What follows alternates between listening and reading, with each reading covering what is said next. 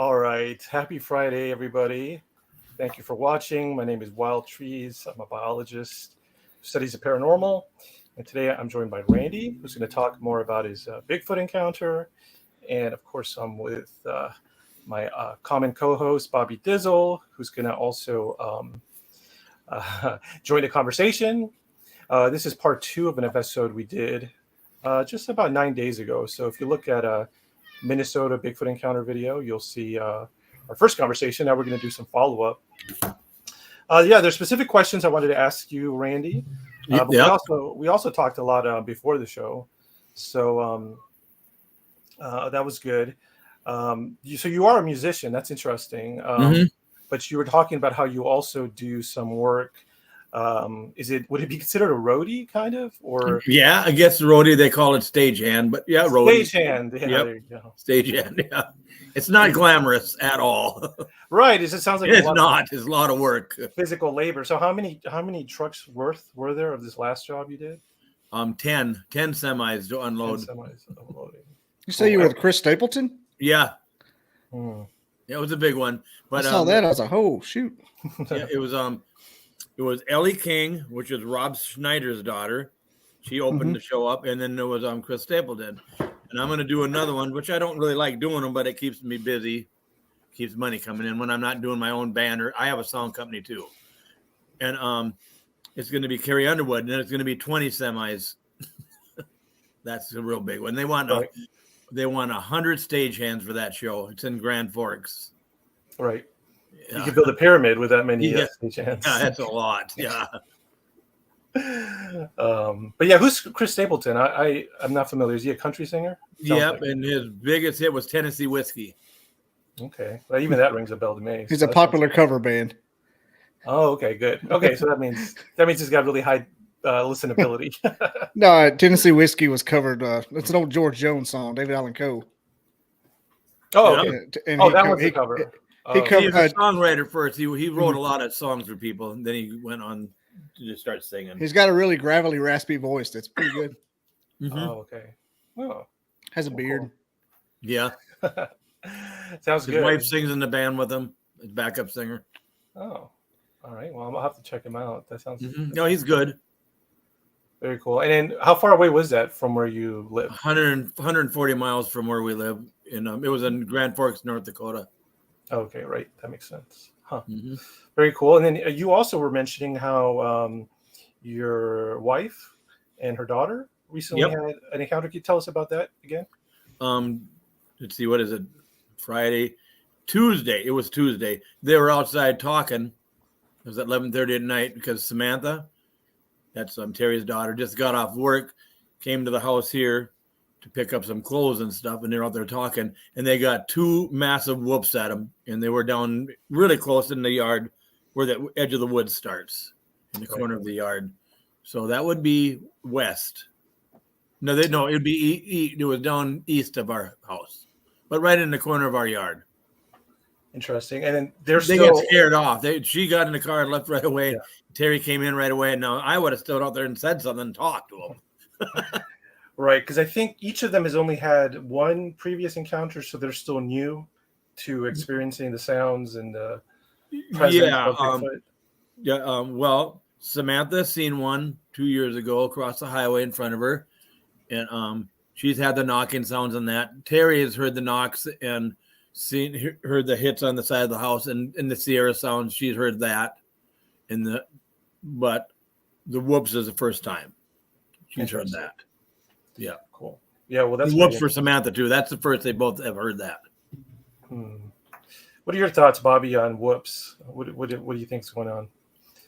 If they can make any other sound, I think they can make those. I've had a couple conversations on Reddit with some more Sierra sound witnesses, though. One guy I think is Virginia. He's a CIA agent. Won't admit it, but he's heard the Sierra sounds. Okay, interesting. His wife and son admitted it for him. Like he won't talk about it, but interesting. Yeah, so that's another pattern that's come up. So the Sierra sounds, it's very clear recordings, I would say. Audio recordings made. I forget where they were made and when. It was Sierra Nevada's in the 70s. In the 70s. Okay. No, it's California, wasn't it? The Sierra Mountains in California. Yeah. Yeah, the Sierra Nevada mountains. Oh, And these, yeah. And these recordings, from what I understand, they were analyzed by someone who, well, I think the person who did it, the analysis was, he studied like Morse code, or he worked for the military, so he knew about languages and Scott Carpenter. Scott Carpenter. There we go. Yep, he was in the Navy. He was in the Navy, right? Yeah, I met him 2 years ago at a conference. Was there a guy named Moorhead associated with that? Sorry, Scott Nelson. Scott Nelson. Scott Nelson, that's who it was. Was there a guy named Moorhead associated with that? Ron? Was that who it is? Yeah, Ron Moorhead. Yeah. Yep. Okay. Yep. Okay. So Ron Moorhead is the one who recorded it, but then someone else found them, and they're the person. What was their name from the Navy? Scott Nelson. He's a linguist from the Navy. Right. Yeah, and he broke it down. There's syllables and there's a real language in there. Right. Exactly. Yeah. So he's the one. His analysis of these recorded sounds is what let us know that there's something going on. It's not an amateur sound, an amateur trying to hoax something. It's an actual language. It has all the characteristics of real language. So it gives it a lot of validity. And then what's interesting, it's got a specific sound, which is kind of like a samurai trying to speak, but it is very specific if you hear it.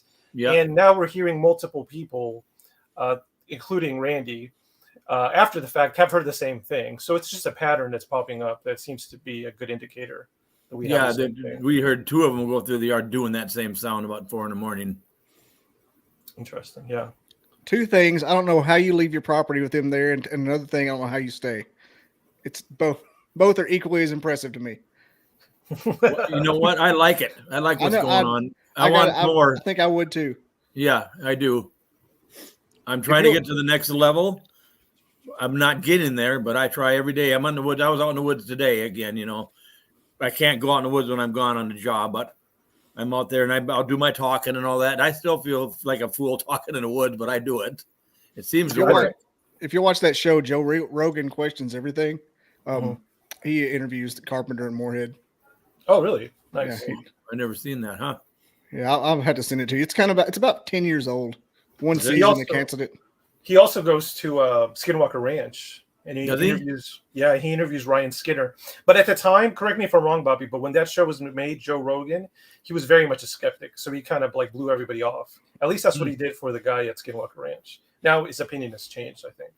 Huh. Yeah, I think he was edited to sound a lot like that during that show. Oh, okay. Yes and no. I think they kind of made it sound more like that just to make him sound more that way, because he is kind of skeptic, but it just seemed like they picked out the best possible comments. So it was editing. Editing probably helped him come across that way. It wasn't necessarily. He's a self-proclaimed Bigfoot enthusiast. Mm-hmm. Like, he's famous for saying if he proved Bigfoot was real, his life would be 5% better. Now, something else that's interesting about Joe Rogan is he's a big hunter. He loves hunting, and he's very skilled at it based on everything he said, and he has hunters on. But apparently, Dave Paulides of Missing 411, who's written books about hunters going missing in the woods, he says that whenever they've contacted Joe Rogan, he's just been quiet, no response, crickets basically from Joe Rogan's team. So because he's, I'm just guessing here, this isn't true, but perhaps because Joe Rogan is such a hunting enthusiast, he wouldn't want to have someone on that's saying that sometimes hunting is dangerous and you could disappear from it. That's shocking. That Missing 401's right up Rogan's alley. Yeah, right. It seems like his thing. Yeah, I just wonder if there's an emotional response. I'm just guessing. Maybe I'm coloring it with my thing. Like I don't want anybody to talk bad about my hobby, which is hunting. Maybe he hasn't started hunting that long ago. Okay, it was only since, I probably got the years wrong, 2015 or so. Okay. He had to make a decision. I listened to a little Rogan, if you can't tell. Yeah, he had to make a decision. He said I was either going to go vegan or go hunting. And he decided to go hunting, and now he just fills his place with elk. His mentor is the guy from Meat Eater and Cam Haines. Awesome, very cool. Yeah, no, I know he's a hunter now, and I've listened to him talk to some hunters from Alaska. It's pretty gnarly. They were like, this one guy was getting ambushed by wolves in his cabin, so he just had to start shooting some of them to scare the whole pack away. Had to shoot the queen wolf or the head wolf or whatever, wasn't it? from what I remember, he was just randomly shooting some, but maybe I forgot that detail. But he said it was odd because he said he had studied previous wolf attacks, and that it is actually very odd for a group of them to attack a person. It is, yeah. We got a lot of wolves here. I've never heard of that happening around here. Yeah. Well, very interesting. So going back to the whoops that your wife heard in her daughter, I'm guessing based on what you said that the whoop they made is basically just like a hello. It's very neutral. Is that what you believe that sound is? That's what I believe. Yeah, that's why they wish they would have said something, but they got scared. And I understand them getting scared like that. They're scared ever since they've seen one. It changed their whole life. They've been scared. Samantha won't go back in the woods with me anymore. Terry will not go back in the woods with me. And I'm ordered not to take the kids with me, but sometimes I do. Right. That was one of the book reviews, Randy. I don't know if you read the book, Mike Quast book reviews. I've seen some of them, but it's been a while now since I've looked at it. Somebody left 1 star. So what kind of crazy guy takes his grandkids in the woods after his daughter told him not to? I'm like, come on. I read that and was laughing, knowing I'd talking to you several times. I'm like, it's not that kind of, that kind of party. Yeah, geez.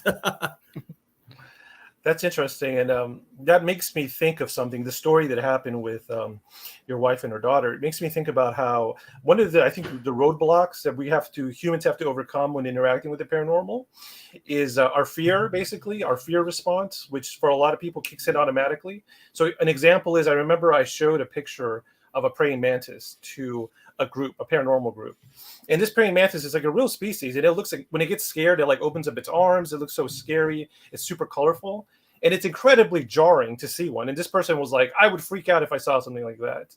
And what I think that points to is the fact that sometimes the paranormal, even Bigfoot, is just so strange and so intense that people just automatically shut it down and they get scared. And that's preventing a lot of us from interacting with it. Maybe that's frustrating for whatever the paranormal thing is, because it's kind of just, maybe it's not its fault that it's so crazy to us. Mm-hmm. Yeah. Now, here's something I didn't tell you. A couple of years ago, when I had the group out here and I asked Sasquatches to mess with every one of them, in the afternoon, we took a walk. I took them all out on a walk in the state land. And I was ahead of them, but I had some with me, and I didn't realize the Andy, the wildlife guy, and his son was behind us, and they were having an encounter. They were having the really bad smell and all that stuff. And we had these ravens circling us where we were at. We weren't that far from them, maybe 100 feet in the woods, lots of leaves on the trees. And I said, listen, you guys, I can sound like a raven. So I did my little raven squawk a couple times. And when I did that, there was a Sasquatch right by them, got up and walked off, and they seen it. They seen it real good. And then we all got together and we left, and we got alongside the river. All of a sudden, we came to a circle. I know you can't really see my arms. Pretty big, bigger than a garbage bag, black, like an industrial garbage bag of all blood on the ground in the grass. Lots of blood, but there was some deer hair there. And it was fresh. It was almost like it was warm. It was really fresh. So we tracked it, or I did. I think it's what's behind me. And you know what? I know it was a Sasquatch. Because you know why? Because it picked it up and carried it. Sometimes the blood was on the left side while I was walking, and then sometimes it would switch and it would be on the right side. So it must have been switching arms. It carried the whole deer off. That's fascinating. Yeah. I'm going to go back to... You know what I think it did? I think why it was bleeding, I think it hit it in the face, and it was blood from the nose squirting out. Yeah, that would make sense. That's what it seems like. I want to go back to the beginning of that. So you said, so when you said the witnesses saw it, can you remind us who was the person the people that saw this? His name is Andy Piper, and his son. They seen the Sasquatch. Okay. Back on the state land. We didn't see it. And did they describe it? I'd like to know, like, how far away it was and how big it was right there by him, like 15, 20 feet away. It got up and walked off. All they were doing is when we were like 100 feet ahead of them with the other guys with me, because I walked fast and they kept up with me, and they were going slow because they were having some weird feelings. And we didn't know that. And they were being quiet about it. And they had some really bad smells. And there was these ravens circling us, 2 of them. Right. And they were doing their squawking. And I said, listen to this, guys. I can sound like a raven. Caw! Caw! I did that, you know. When I did that, that Sasquatch got up and walked off. And they yelled out, we just seen a Sasquatch walk off. Well, We didn't see it. So then we got together and we made the circle on the state land, started going back towards the house. And along the edge of the river, there's a trail, like a four-wheeler trail, but nobody rides four-wheeler on it, but you used to be able to. And we come across all that blood. I'm thinking what the Sasquatch was thinking in his mind when he did that. Yeah. It's like, damn white people. Yeah, probably so, yeah. He just stood up and walked, didn't even run off, just stood up and walked off disgusted. Yeah, because there's a lot of times God back damn it. in the woods by myself, there would be a raven or two ravens following me. That look of They'll Sasquatch follow me disgust. and circling me, and they constantly following me. I noticed that. Here's another story I didn't tell you. Back on this state land across in that cedar swamp area, I'm walking back in there, talking, saying my name, and I decided to start going home. But it was really flooded out that year, and I couldn't get close to the river. It's kind of swampy, lots of red willows. I heard something jump into the river, and I stopped. I think, it must be a beaver, slapped its tail. I thought that, or maybe a deer jumped in the river and jumped on the other side. And I couldn't really get to the river to look, but guess what? When I started walking, it started walking. When I stopped, it stopped. It did that for 100 yards, basically about 100 yards, I'm guessing. It followed me. Very interesting. Yeah, a deer wouldn't do that, would not walk down the river. The beaver's not going to follow me and keep slapping his tail. It wasn't a tail slap, it was walking. So when I stopped, it stopped. When I walked, it walked. Interesting. Yeah. Yeah, it sounds like, okay, look, I've said this before, but this behavior, look, it's not that bizarre at all, because I have the same encounters with a bird. So there's this large bird called a great heron, which kind of looks like a flamingo. It looks like a flamingo, except that, that's just kind of its body shape, not exactly. But it's right, almost like a prehistoric bird even. Yeah, it's very creepy looking, but beautiful. Yeah. Anyway, I started walking around my neighborhood, a suburban neighborhood, and this bird just started following me. I think for some reason, the first time I saw it, it was in the middle of the street at night, which is very bizarre because it doesn't belong there. It belongs in the creek or in the water. Yeah. I think he just got used to it. He liked hanging out at the streets at night. But anyway, for months now, I walk and it follows me. And then sometimes it'll fly right in front of me. Like, it really feels like it wants me to see it. And it looks like it comes to my house sometimes and it looks for me. Yeah. And so I'm like, this is just a bird I'm talking about that they somehow become interested in me. And like your Bigfoot, it just follows me around sometimes and I'm not scared by it.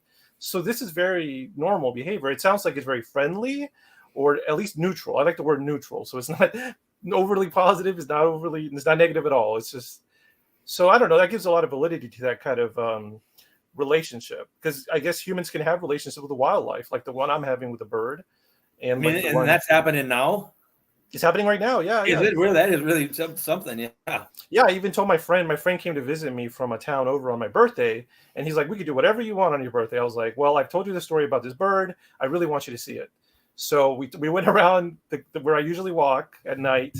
And right toward the end, we were almost home and he showed up. So my friend got to see him and take a video of him. That's really neat. Yeah. And it was, I think I told him, I was like, if this is a cryptid, what would you name it? And he said he'd call it Blockbird, because it's a bird that hangs around the block. Yeah. Well, another story about that bird. This is just, I'm talking about this relationship I have with the bird, because it sounds like the relationship some people, including Randy, have with Bigfoot. One time I went to a park that's really beautiful and it's got a big pond. And then it's just a really beautiful wetland and a beautiful park. And I saw him there hanging out at a tree. And we both saw each other. It was kind of like friends seeing each other, like where they know, like at the grocery store. Like, whoa, hey, what are you doing here? And then he went ahead and followed me home too. So anyway, this bird is he's very odd. But that's good that you have that relationship. The other thing it makes me think is, what you want, your goal is to increase how close you are, maybe see it more often or interact with it more often. I think that you're going in the right way. I think perhaps you can't control the speed of it right now. Maybe it's a very slow process, but every day you're chipping away at it. And I think you are getting closer. Yeah. And here's one thing. I'm not in, what's the right word? See, I don't use big words, but invasive. I'm not that to them. I'm not trying to trick them. I don't do any of that kind of stuff. I think that's helping out a lot. Well, that's very clever. They're trying to trick them. I don't go out there and do some knocking and whooping and calls and all that stuff, because I know they're there. I don't need to do all that stuff.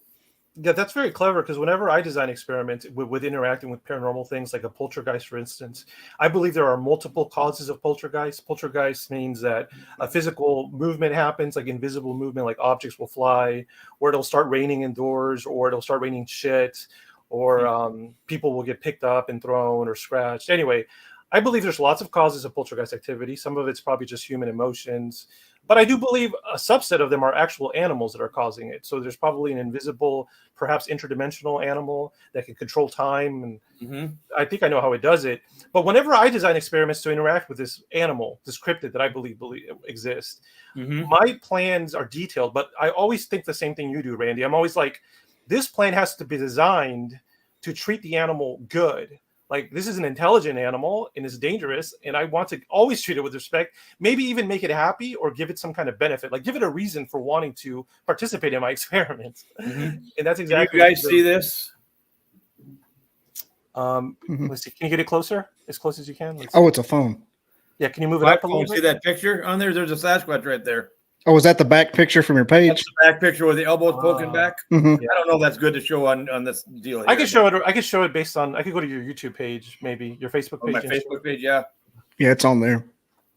Yeah, and I'll put the link as well to that. But yeah, that was pretty. Yeah, if anybody wants to join my page, they can, but they got to go to agree to my little things like don't be a smart ass on there, stuff like that.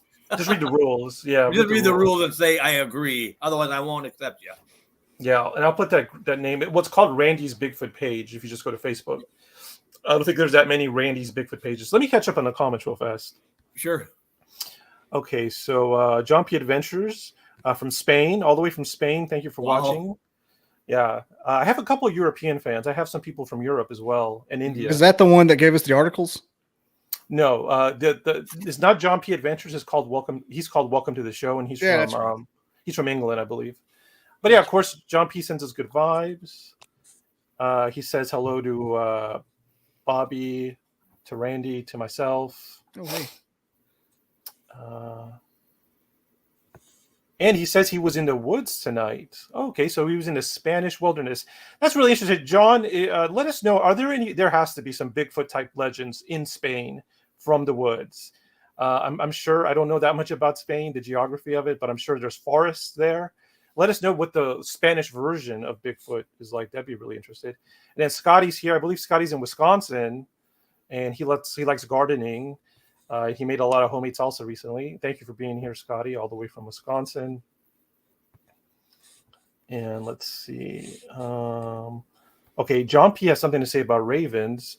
Ravens are scary. They wander near dead meat. Okay, so they're kind of like a vulture. That makes sense. Yeah, they are a carnivorous bird. Yeah. So they could, and they're very intelligent. They're super intelligent. You could actually look. I haven't seen anybody do this, but I've read articles, and so I want to believe it's true. But you could actually befriend ravens to give you gifts. Gifting can happen with them, just like with Bigfoot. You could give them your gifts. You give them as food, basically. You know, just like Bigfoot. Instead of peanut butter, you give them like, you know, a lot of them eat like insects and stuff like that, but or seeds maybe. But they'll give you gifts back, like shiny rocks or like little trinkets. Really? Hold on. Yeah. Do you think that's why the Raven in Secret and Nymph was always obsessed with little trinkets and doodads? I haven't seen that movie, but just based on the description, yeah, that sounds like. Yeah, he always had something like yarn and a button. He was like Ariel from Little Mermaid, had all kinds of shit.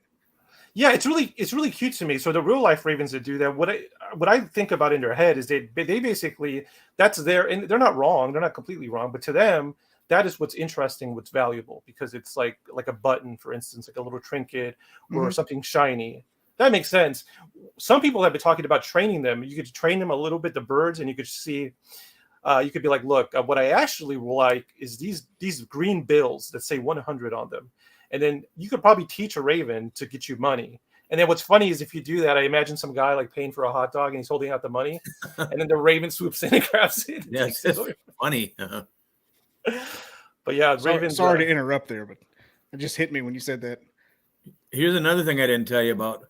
What do you think kills a huge snapping turtle? I mean, a big big like this. Right. In the river back here. What does the death look like? How does it look like it died? Well, this is what's weird about it. I found it a couple of years ago. I'm walking along the river there doing what I do, And all of a sudden I said, what is this? Something killed a snapping turtle, took the shell and dismantled the shell and put it in a pile. The feet were there and the head was there, and all the, you know how the shell's little squares, they took them all apart. Well, Okay. a bear or wolf or cougar is not going to do that. Yeah, that's an incredible feat of. You should, I got strength. pictures of it on my Facebook page. So if you go back and you see those pictures that says snapping turtle, that's what it is. Right. Now, what would do that except for a Bigfoot? Right. Yeah, the force that's needed to do that. I've seen an alligator. Of course, there are no alligators where you live, so it couldn't have been an alligator. But I've seen an alligator crack a turtle shell. I saw a video of it. Yeah. So it would have to be something equivalent, like a bear, maybe. Right, but the alligator wouldn't take all the little squares and put them in a pile. Yeah, that's the other aspect, of course. That's what's weird. That's what makes it way out there. Yes. Yeah, that's where you end up. I know it. Wow. Very crazy. Okay, well, thank you for that. Mm-hmm. Let me see. Let me get through the comments. Scotty B says he's talking about the birds. He says, let's see. Okay, here goes. In Wisconsin, herons will eat frogs off the road after it rains. Oh, okay. I was thinking, like, what can I feed this great heron? So maybe frogs. It looks like that's like a specialty for them is live frogs. Randy, do you gift at all? All the time, every day for the last 6 years, they gift me back. Yeah. Yeah, he gives peanut butter is the most popular thing. That's a good way to go into the next topic I want to talk about. And sorry, still your comment, Thunder. Gary B. Randy does gift though. Yeah, so there we go. I'll be providing some written confirmation. Okay, talking about gifting, I just want to get an update on this idea that we had. So to talk about this idea again, basically, I came up with a very simple method, or I guess you could call it an experiment for getting Bigfoot hair so that I could look at it under a very strong microscope, an electron scanning microscope, and that way we could get some data and see if it's actually what kind of hair it is, because hairs are very distinctive. There's guides that have been published that tell you this is a fox hair under a microscope, this is a possum hair. So it would be very simple to take the photograph, because I have access to the tools, and just look at this book and compare it, and very quickly we could be like, this is new hair, or it's most similar to this animal's hair. So we thought about a way to do it, and what we came up with is that Randy is giving peanut butter jars to Bigfoot. What Randy does is he buys a brand new jar of peanut butter. He opens it up. He takes off the little foil seal. He closes it again, and he just leaves it in the ground at a certain area. He comes back, and the jar is completely clean. It's not broken, but the lid is off, and it looks like it's been cleaned in a dishwasher. Now, when a bear does this, it gets all cracked and broken. So that's how we know it's Bigfoot. So then my simple idea was, let's get a cardboard box that's missing the top, and let's put the peanut butter in there, and let's just do that, nothing else. See if Bigfoot will still get the peanut butter jar. And then if that works, cover the top of the box with double-sided duct tape and leave some slits in between. So then Bigfoot has to pass his arm or her arm through the duct tape and then back out to get the peanut butter, and then maybe there'll be some hair stuck down there. So, yeah, what are your thoughts on this, Randy, going forward? Have you thought more about it? I thought about it a lot, and there's a lot of times I go back there and ask them for something out loud, or I'll ask them for something to do without talking, and I get it. So they can read my mind. So I was thinking, I don't know if I want to do this or not, because I don't want to try to do any trickery things on them, because they'll know. They'll know what I'm doing. Of course, okay. So that's, I'm not sure yet. Okay. What about this? What if you just But maybe I should do that not in my 40 acres here, go on the state land and do it. Sure. I mean, either way, of course, it's your property. Well, what I was thinking, the first thing I thought about was just going out to the woods and just telling them that you're going to do it. Or you could ask them, just say what out loud. I should really do is ask for some hair. Let me do that first. Okay. Let me do that first for the next 3 or 4 days. If I don't get nothing. But here's something to tell you. When you told me that, I told you I put a dime and 2 pennies out there. They moved the dime, and the next day the dime is totally tarnished. And you said that's electric current. That's what would do that, right? Well, they must have electric current, because when they give me fingerprints and on that white stuff on my cameras, it doesn't wipe off at all. It's embedded in my camera. Interesting. So there was a long piece of hair on that dime. Oh, okay. Really? Mm-hmm. Yep. Was it brown or red or what It color? was white. Oh, it was white. Is there a white one? I know there's a red one. You think There's there's a red two one of and a those? black one, but I've never seen a white one. Oh, okay, so But there was white hair. Do they have like white, like an animal does, like on their underside, or could They be something might. like I that? don't know. I've never really seen that. Yeah. You know, I can't say. But yeah, there was white hair, and that white stuff is still on my camera. The fingerprint white stuff. Right. It just looks like when something gets shocked real bad. Yeah. When my dad's an electrician, when he'd have tools that would have something like that happen, they had that same. It was like black in the middle, obviously, but around it was white. Right. Yeah. The first time I seen it, I had the camera. So when I was doing cameras, I had the one camera on the Highline pole out there by the power transformer where I put stuff. And it was twisted and it was full of white fingerprints. You can see the fingerprints and everything. It's in my page. I have to scroll back to find it. It never wiped off. It's still on there. Interesting. Okay, Yeah. so we have let's see, the basic. I'm trying to I keep in my mind a tally of all the effects you feel or see or smell. So you've smelled them, you've heard them, you've seen their footprints. They've talked to me. They've said my name. They hit the house. They leave fingerprints on the house. They leave fingerprints on my new garage. They lift my lawnmower up and move it 50 yards or 75 yards away and face it a different direction than what it was. Mhm. I don't know what peed in my house, but they did that. They took an ice cream bar out of the freezer and put it on my table. They took a stick of butter out of the refrigerator and stuck it on the refrigerator and stuck there, old stick. Right, I remember that story. Yeah, Yeah. and that's not the first story I've heard about butter and people paranormal things messing with butter. Yeah. Iowak says he tasted one.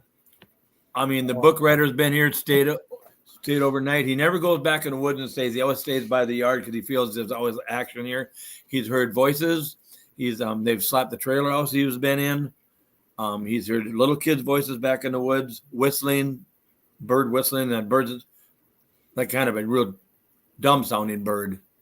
Like they're trying to make it sound of a bird, but it's not real good. Right. Yeah, that's very interesting. Yeah.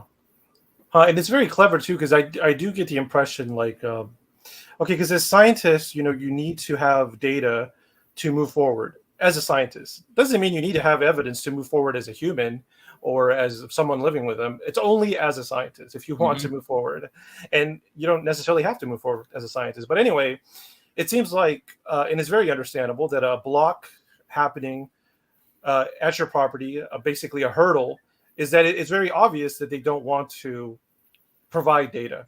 That's why they remain hidden, and it could be considered a deception to try to so you have this kind of situation where you want to get data, but if you were to pursue based on the evidence, it seems like it might stop.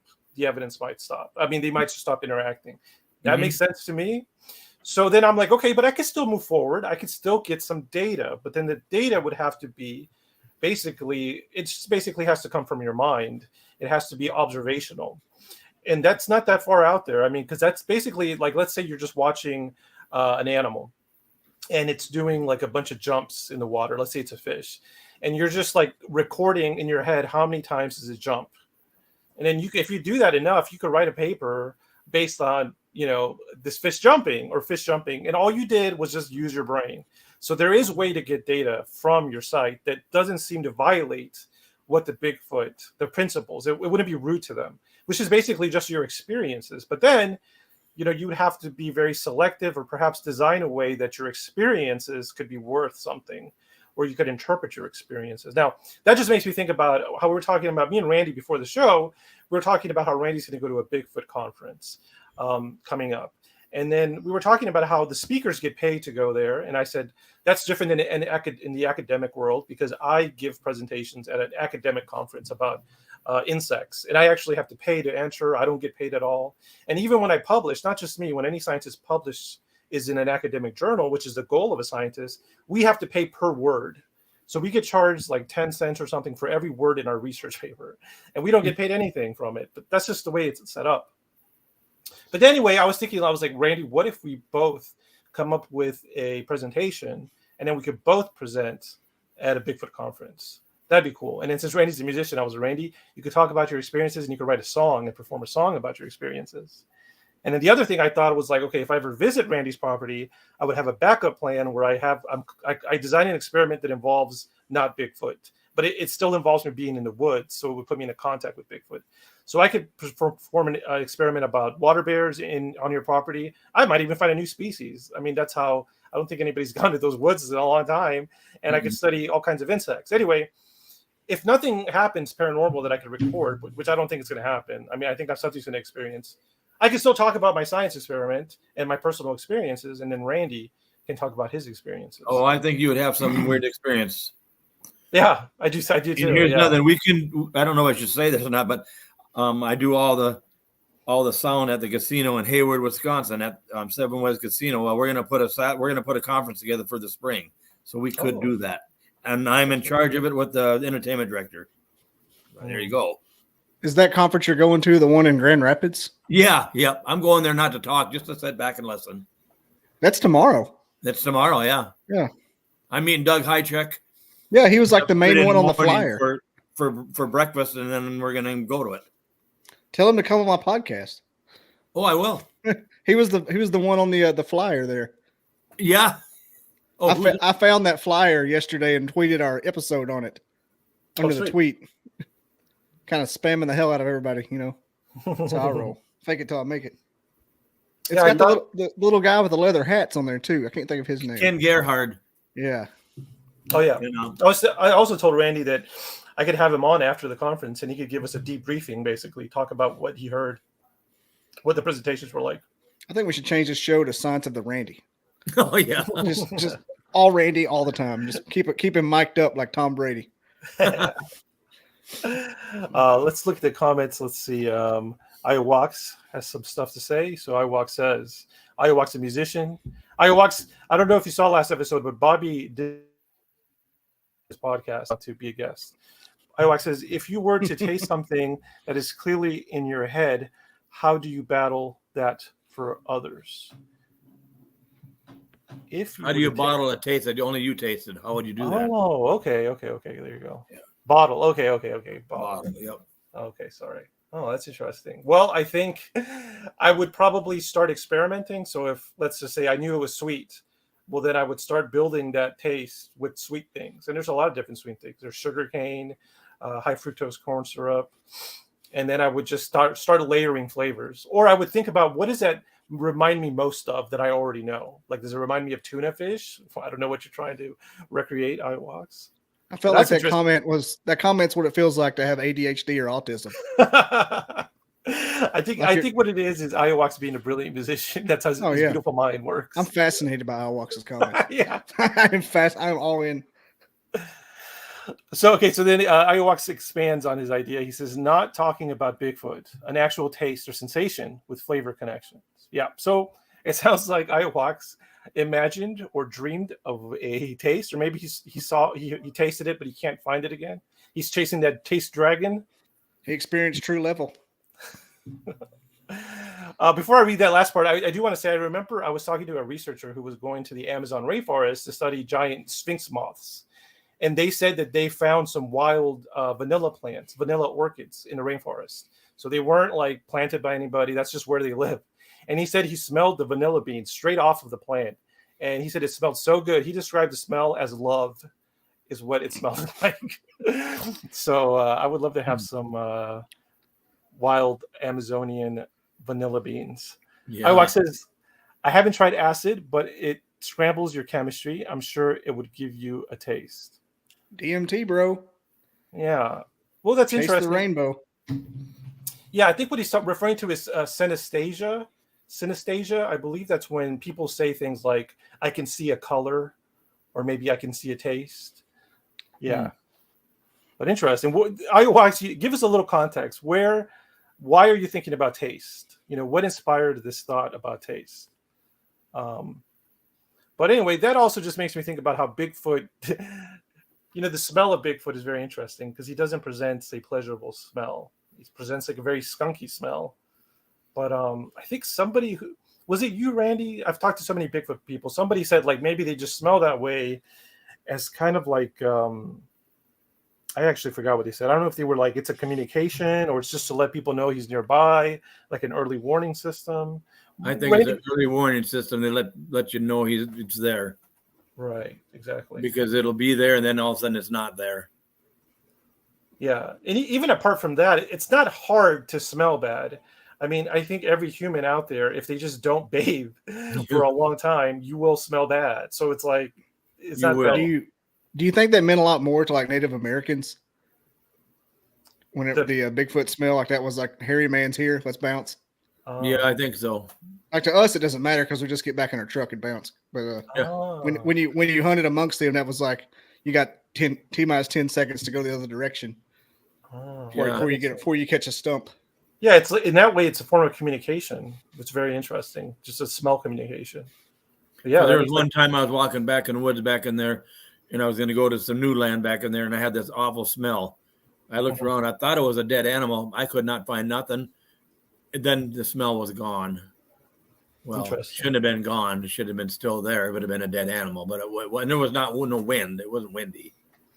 Here's another thing I thought about how to get data from Bigfoot. Then maybe Bigfoot wouldn't mind. I'll run it through Randy to see. But I don't know if I'm imagining this technology, but it's like in Futurama, they have this a telescope basically, but the way it works is through smell. So you stick your nose on it and you could smell other planets.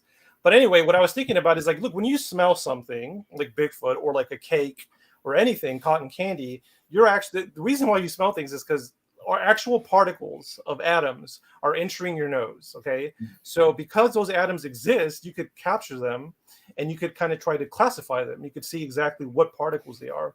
So I wonder if, you had the sensitive enough tool, you could be around and you could smell Bigfoot. You could collect some of those, smell particles and just kind of break them down to see if there's a signature there. I'm just kind of grasping at straws, trying to get some kind of data from Bigfoot without Bigfoot flipping out or throwing But I don't know if that would work. Here's why. I know I told you this story, but after that, what was I going to say there? After it took the meat the first time last year, and then we got a juvenile hand on it, I told Tanner, I said, let's go back there and set down. Let's just get 2 dead trees that are blown over. We'll be like 5-6 feet apart. Let's sit there for a half hour, shut our eyes, not do nothing. And we're really close together. And I remember I told you this, at the same time he says what he says, something happened to me. He said, oh my God, that rotten smell is really terrible right here. And then it hit the tree I was in and about knocked me off. I never had the smell. Only he did. I got knocked off the tree and he had the smell. Okay, so I don't know how to explain that, but I should have had the smell too, and I did not smell nothing. That's interesting. Mm-hmm. Yeah, so that reminds me of UFOs and how some UFOs can appear, and it's been shown that only there could be a crowd of people, but only some people see it, or some people see it differently. So basically, yeah, it's indicating that they could be very selective with their physical senses. What we hear, smell, see, right? They could be selective. Yeah. Right. Yeah, because it was there because it knocked me off the tree.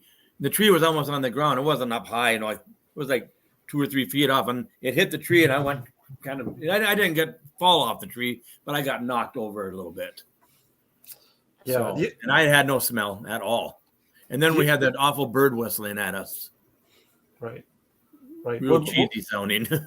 What made it awful? That sound you heard of the bird? What made it unpleasant? Oh, I wasn't scared or nothing like that. It just wasn't it just didn't sound real, like a real bird whistling. It sounded, I can't explain it. Okay, I got you. Yeah. You ever hear him do owls? It was a fake bird whistling. Yeah. You ever hear him do owls, Randy? No, not that I know of. No, not that I know of. Okay. Okay. I've heard owls in the woods, and maybe it was them, but I just took it as an owl. Right. Let's catch up with the ayahuasca saga going on. He says, I was working and I got a craving for something that didn't exist, like brain flavor experiences. Okay. So, and he writes some more, but just based on this, ayahuasca, I would say concentrate on that memory you have and write down how you would characterize it. Is it salty? Is it sweet? Does it taste like something you've tasted before? And that's where I would start if you're trying to recreate the sensation. It felt like craving Mountain Dew, but I couldn't feel it. Okay, so there you have a flavor. You have Mountain Dew already. So I'll tell you right now, Mountain Dew is made with orange juice. Orange juice concentrate is one of the ingredients in Mountain Dew. So you might look into some citrus like tangerines or oranges as a base for your flavor. It was like a feeling, he says. And then Bobby, he says in the comments, I went on keto and didn't have a Mountain Dew for 6 months. I swear I could smell them through the cooler at a gas station. What kind of Mountain Dew did you drink? Because there's a lot of them out there. Oh, I was a Diet Mountain Dew fan. Me too. Oh my Yeah. God! I know you were going to say. I was going to say, yeah, I'm a Diet Mountain Dew guy. My grandfather worked at a paper mill his whole life, and instead of coffee, he would drink Diet Mountain Dew. So I would have it when I was younger. It's probably the reason I always attested my love for Mountain Dew as to why I have a good immune system, because I consumed that citrus since I was a baby. Yeah, that's true. Like I said, it is orange. Even the diet version, I believe, is orange juice based. Worst thing for you, but whatever. And then Iowak's comments, a nice life is better. He says, nice. Life is better without pop. I quit all that. Oh, he said pop. Where are you from, Iowaks? Oh, I say pop. Yeah, it's not soda, it's pop. He means he means Coca-Cola. Yeah. Pepsi. We call it all Coca-Cola down here. Oh, I know. I got kids in Kansas. They all say Coke. We'll get a Coke. Well, what kind? Coke. Sprite. Coca-Cola. Another thing you mentioned, Randy, was that you said in email, you told me that you think you understand what happened the time that you went to, you thought you found a new teepee structure on your property, and then you went back home, and then when you did some investigation the next day, it turns out you were far away from where you thought you were. You were at an old teepee. So yeah, we were at where we just left, and we never circled back because my tracks go north in the snow the next day when I went there. Right. I thought I figured it out, but I don't think I did. Okay. I think they put that image in our head when we were about 300 yards away from the first teepee, and I think they put that image in our head. But then I got to thinking about it. How could they have done that when we got pictures of it with the camera? Mm-hmm. So it couldn't have just been in our head. Even the book writer, Mike, was sitting underneath it, and we're taking pictures of him underneath the teepee. Right. So I guess my theory is not right. So I don't know what they've done. At this point, nothing's wrong, though. Yeah. There's no wrong answers. I mean. Yeah. Yeah. I walked that, not yesterday, the day before. I redid that whole scenario. Check it out again. I know where we went, and I seen where we were. There's no way that we could see the fence line or the pine trees where we were at. When we left the original teepee, we walked about 50 yards, and I found those square holes. I found them again.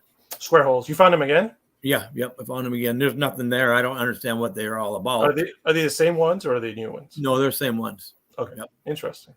And then I got up from there, and I walked about 200 some yards to where, and I had Tanner with me too. And it happened to him too. And I got to the spot where we thought we seen a brand new teepee, and we take video pictures of it and all that. And there's no way you can see the fence line because it's only like 50 feet, 75 feet from the old teepee to the fence line or the pine trees. And there's no way we can see that. And then we took pictures of all that. And then they didn't want to go any farther. They wanted to go back home, the other guys that was with me, 3 of them. So we had to walk quite a ways to get to the fence line in the pine trees. Okay. But when I got home that same day, they all left. I'm looking at my pictures and the video I took, and we were at the original teepee because I could see the fence line on the pine trees. We were at the original teepee. Right. But when I went back the next day, there was a little bit of snow on the ground because I was after deer hunting, and our tracks went north. Interesting. So yeah, what happened there? There's nothing. I don't know what happened.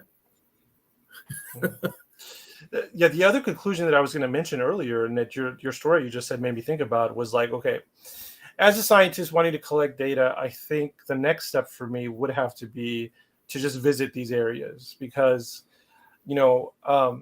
I'm coming up to a dead end when I try to brainstorm an experiment because it's such a, exotic type of phenomenon that's happening. I'm coming to dead ends that just getting information basically from a book or from talking to someone like Randy. So I'm thinking about real life, and when that happens in a natural experiment, usually the way I resolve that is I just spend time in that environment. So I spend time next to that pond or in that river, and eventually, because I'm so close to it and I'm having so much contact with it, the gears start, moving, and I can make some better conclusions. Mm-hmm. So yeah, I think that's probably the next step would be to go to a site and just immerse myself in it. That way I could form better. But I'll tell you right now, some scientists have done that. Like scientists have gone to Skinwalker Ranch, a lot of famous PhD scientists like Jack Valet, Colm Kelleher, and based on their writings after the fact, they're still puzzled by what they experienced. They experienced a lot of paranormal activity, but it seems like they haven't made any solid conclusions. That's just saying that even for a scientist, it's very hard to make something out of it. But I think I'm different. I think I could go and I can make something out of it.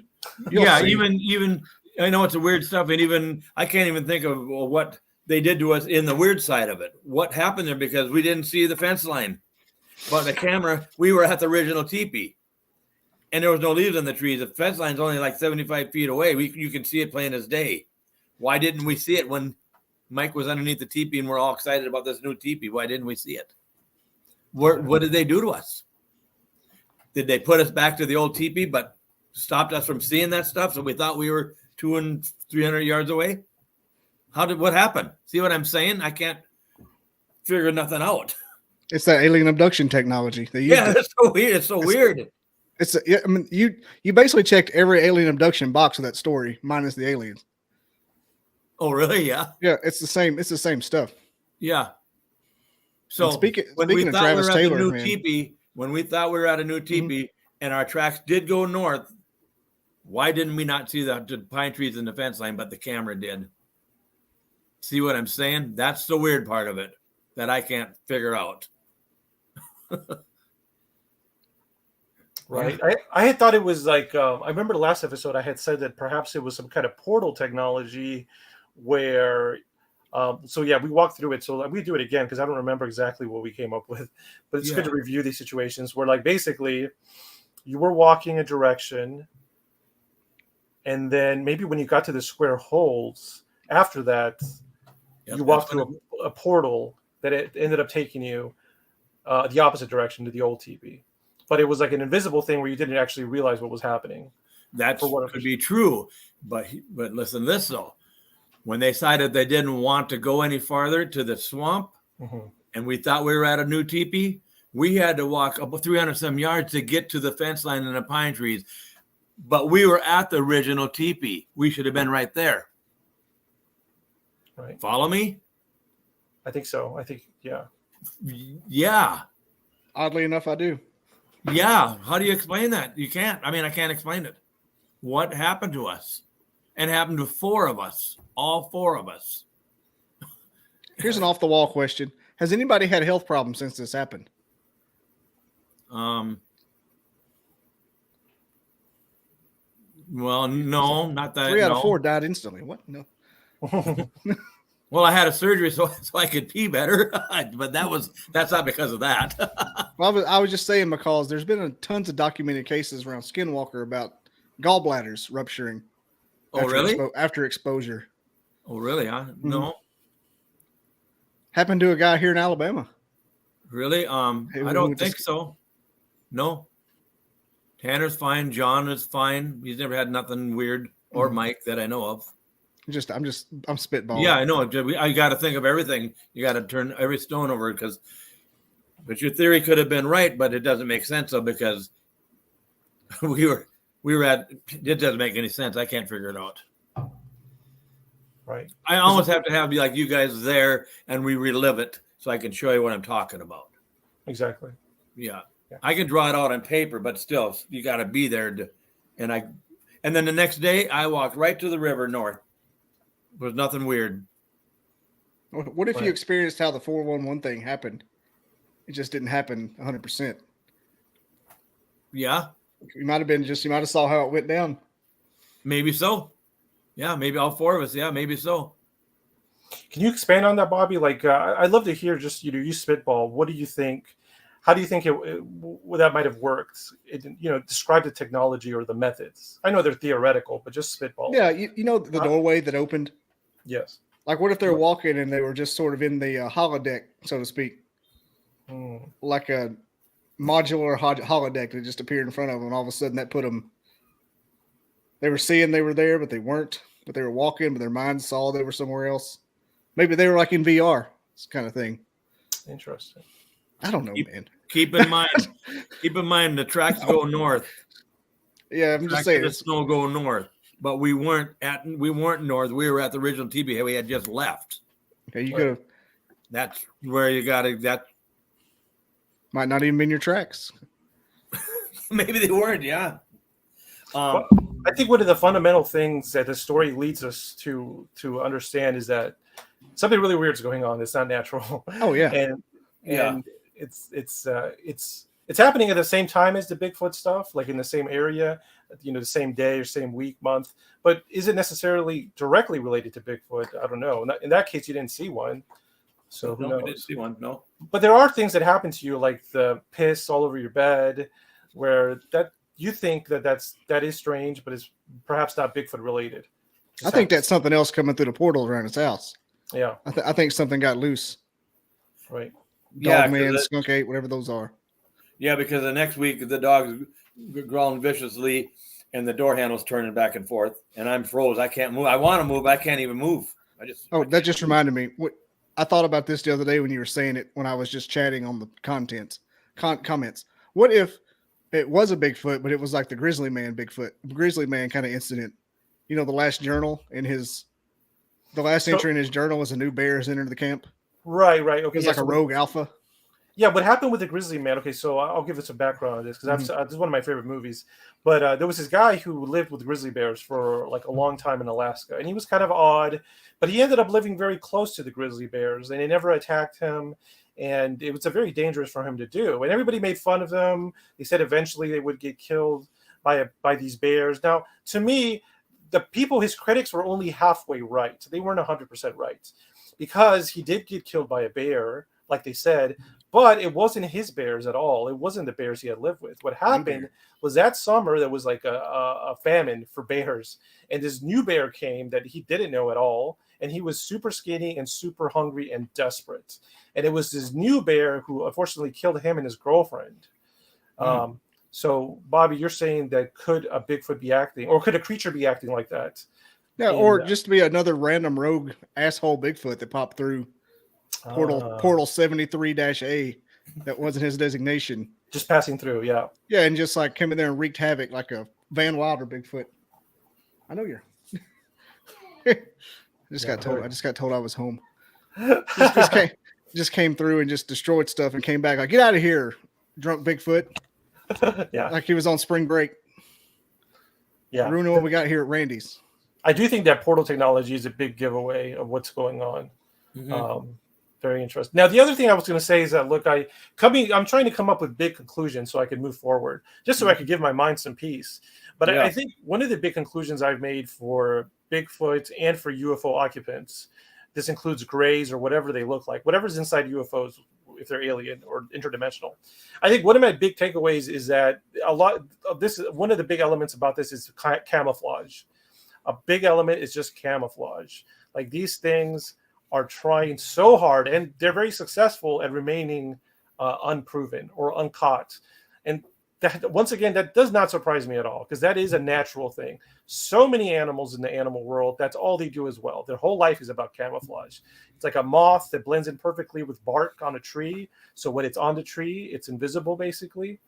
I mean, it's very beneficial for animals, living things, to remain hidden to other living things. And I think that's a big element going on here, is that these things are using very sophisticated camouflage. The other thing is, it seems like they've evolved with us, and they've always been a step ahead of us. They're basically like, like the rabbit is scared of the coyote. They've evolved together, and whatever happens, the coyote's always going to be a little more advanced than the rabbit through strength, through ingenuity. And so it's always going to be a predator. Well, I think whatever's camouflaging, like the UFO occupants and the Bigfoot, they're our version of the coyote. Humans like to think that there is no version. They're like, there is nothing, no equivalent of a coyote to humans. We're the top dog on this planet. But I think whatever these things are, they're our equivalent of a coyote. They're our predators. They are a step above. And that's why it's almost like the rabbit trying to get the upper hand on the coyote, it's almost impossible for us to do. And I think that's what's happening as well with these phenomenon. That's one of my big takeaways: is camouflage being caused by an organism that is up on the food chain from us. We have that uncanny valley. Yeah, we have that's there for no reason. Right. Well, somebody said that the uncanny valley refers to this phenomenon where humans, and anybody can do this, if you don't believe me, try it out yourself. Go watch the Robert Zemeckis animated movie like Polar Express. But basically what the uncanny valley is that humans get disgusted or scared or freaked out when they see something that appears very lifelike, very human-like, but not quite human-like. It scares us a lot. And that's what the uncanny valley. And if you watch a movie like Beowulf, which is a computer animated movie, or The Polar Express by Robert Zemeckis, those human characters display this technology. They look very human, but something about the eyes or the face is not quite right, and it's kind of revolting to people. So the idea is perhaps we've evolved this, we feel this way because of these non-human animals that are out there. Now, the other thing I heard just on a random comment on the internet about this is that perhaps they said that human corpses, after humans start to decompose a little bit, their bodies start to look uncanny valley as well. So they said perhaps another explanation or a supplemental explanation would be we evolved this to stay away from corpses of humans because that can make us sick, basically, like a dead human, like a zombie, basically. Here's another thing I didn't tell you. I got 40 skulls that they've given me. Sometimes they're on my deck. Sometimes they're on my deer stand. Sometimes I'll walk on a trail back in the woods on the state land back there and come back on the same trail and there'll be a skull there. Could be an 8-point buck, just the skull itself. But here's a common denominator on all these skulls. When a deer dies or somebody shoots a deer and they leave the carcass out there, or the horns drop off of a buck, squirrels and all that porcupines, they eat them. They eat those horns and they eat those bones. Yeah, they chew on them. All my skulls that I've got been given me, there's not a chew mark on them, not one. Interesting. So I think it's because the Bigfoot got their smell on them and nothing will touch them. That's what I think. Well, see, as a scientist, the other thing I thought of a lot of things with those skulls. I was like, well, that's a lot of information. That's a lot of skulls. That includes a lot. Yeah, it's not normal. Yeah. So as a scientist, I'm like, okay, well, one thing I could do is just try to inspect every single one of them and try to see to get any data out of them. Is there anything I can pull out of them? Sure. The other thing I was thinking as an economic capitalistic person, I was like, Randy, if we have a merch table at a conference, and if you don't mind giving up these skulls, you could sell these skulls for like a lot of money. I'm not going to give them up. The Sasquatch European mount could be the newest thing. Yeah, and then I got a couple horse skulls that I found way back in the swamp woods back there. Interesting. That seems out of place too, but maybe that's from the logging days in the early 1900s back here. Maybe that's what that's from. Were the skulls they gave you? Were the skulls they gave you, were the horns white, or are they still the yellow color? Some of them are, but they're older. So they've had them a while. Yeah, they've had them a while. Ain't like a buck that just or whatever. No, they're older. They're white. Yep. Okay. They're going in their personal stash to give you something. I mean, they may have a boneyard down there in a cavern. I mean, let's go and pick it up. Interesting. Well, that's very cool. I mean, I used to hunt where a deer processor dumped all their excess stuff. Oh yeah. And so I know like what that kind of looks like in real life. Kind of to not expect it. It's kind of weird to see, but I knew it was there. Just like all the skulls, like something out of the Lion King, like the elephant graveyard.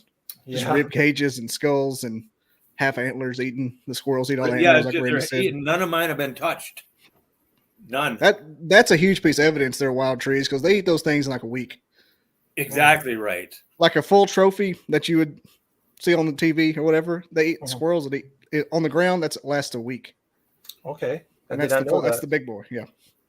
Okay. So what's happening is that they are collecting these skulls.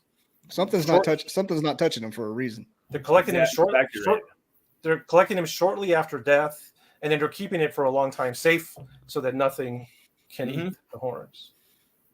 Yeah, that is interesting. I got 8-point bucks, 6-point, fork horns, the little ones. Lots, 40 of them. I had them in my yard for a while, and Terry, she made me move them. She got tired of looking at them. Now, I know you don't want to sell them, but economically, I'm just curious. What is the value for one of these, Bobby, Randy? If you were just to sell one on eBay, like a skull.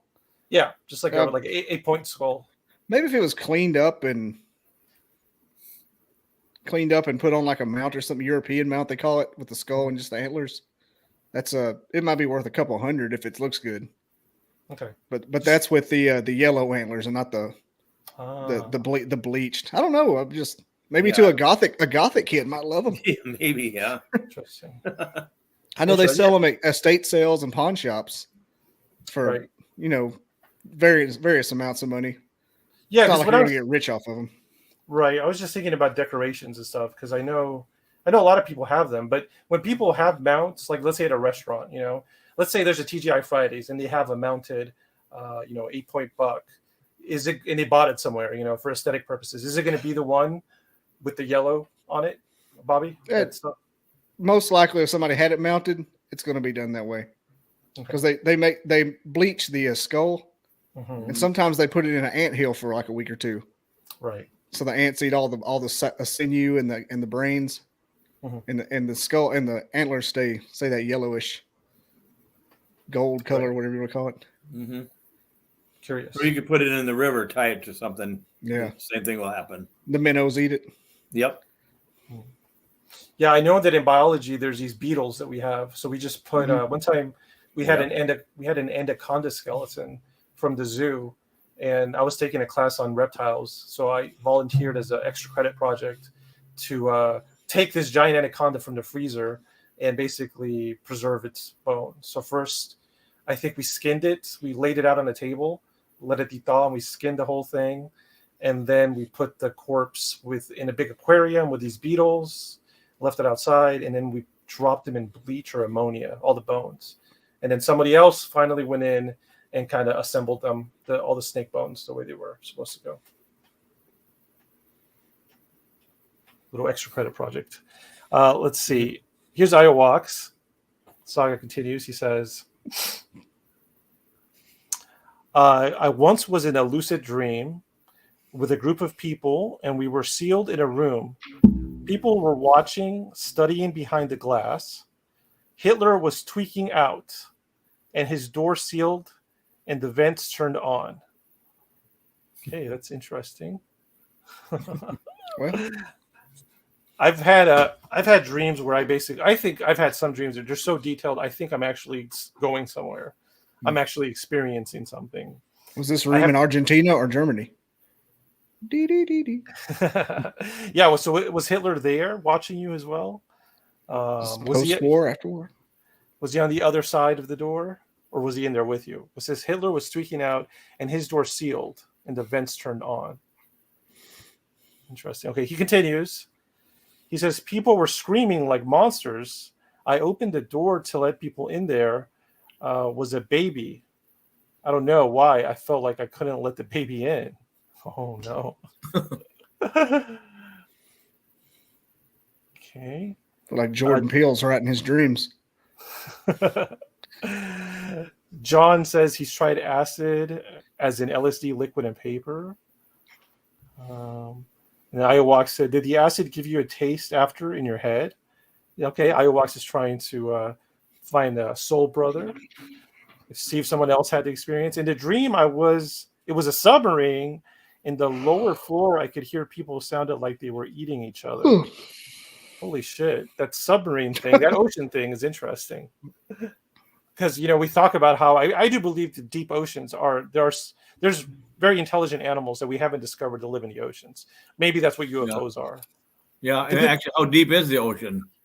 Oh yeah, deep. It's incredible. It's incredibly deep, and it's so big. That's the funny thing. Look, if there was an alien species that lived on this planet and they only lived in the ocean, and that would mean that they own the majority of the planet. Most of the planet is ocean, so they would actually they would have control of the majority of the landmass, or not landmass, but of the volume of the planet. So that would be a sweet deal for them, and it kind of sucks for us. We actually have the minority of the planet. The baby was hidden, and then Scotty says, yes, John, in the 70s I did acid and shrooms, and it does open your mind. Okay, let's see. All right, then they just go off. They're talking a lot about drug experiences. Very cool. Wait, here's There's something. another show in those comments. I know, yeah, they went off. Scotty B says, I have a stuffed caiman, bought it at a rummage sale for $10. So a little caiman crocodilian. I thought it said Carmen. I'm like, what? That's what I thought too at first, Carmen. That poor gospel singer. It's a type of crocodile that's it's kind of smaller than an alligator, but it basically looks like I mean, there's small superficial differences. I believe that's what he's referring to. Yeah, It is a little. Well, cool. Well, is there anything else you wanted to share with us, Randy? No, I don't think so right now. Okay. Well, very cool. Well, we appreciate that update. Yeah, and yeah, we'll definitely ruminate on this idea of Bigfoot and the hair thing. But certainly, I understand whatever you decide. It's very understandable. It is a delicate situation we're dealing with. I did put a camera back in the state land. Well, not yesterday, the day before, by my deer stand. I just want to see what's coming in, and that's where I've got a picture of a Sasquatch before, and they twisted my camera. I had two cameras there, and the other camera was 100-some feet away, so it was too far away to get this picture. But there's like a hair and an arm in front of that camera, which made that camera go off, and it got the picture of this. It's the red one, or the brownish one. It's wide. I mean, it's massive again. It's almost as wide from my deer stand to the little popple tree. Now, do you have a verbal treaty that says I can do anything I want to you on the management area, but on my land I have this code of ethics? Yeah, I kind of. Yeah. That's what I cited. Yeah. Yep. I noticed the state land was no holds bars sometimes. Yeah, it is. Yeah. Like Randy wants to do something to the Bigfoot, he pulls in North Korea, goes to the DMZ. Yeah, that's exactly right. You put cameras out in the state land, I wouldn't care. Just by 40 acres by the house. Yeah. Where I'm just wondering how that worked. Like, I wonder how it worked. Like with them. Like, I understand. Like on this particular piece of property, this is your sanctuary, but over here, yeah. And it doesn't sound like you go too off the rails over there anyway. It's just a little bit more. But yeah, that reminds me, that's a great point. I'm glad you brought it up, Bobby, is that, yeah, if you because you had mentioned it, Randy, that perhaps you'd want to do the hair experiment on the other land. And yeah, I think you should think about that as well. That'd be a great way to move forward as well. On my original gifting area where they got mad at me 2 years ago and broke all my stuff up. Right. That I'll do it there. Okay. Yeah, you've already done a lot of experiments there anyway. That's where you had. Yeah, I have done a lot there. Yep. Mm-hmm. You don't have anything that has the handprints on it, do you? That you don't need. No, just the house, and they're starting to fade away. There's finger streaks. Okay, no, I'm just seeing like with the electron microscope, maybe it could pick up something. Oh yeah, maybe some dermal prints. Yeah, on my one camera I do. They're starting to fade away, but yeah. They're still on my camera. Like, what if it's like some kind of metal? I mean, I'm just spitballing here, but what if it's like some kind of element?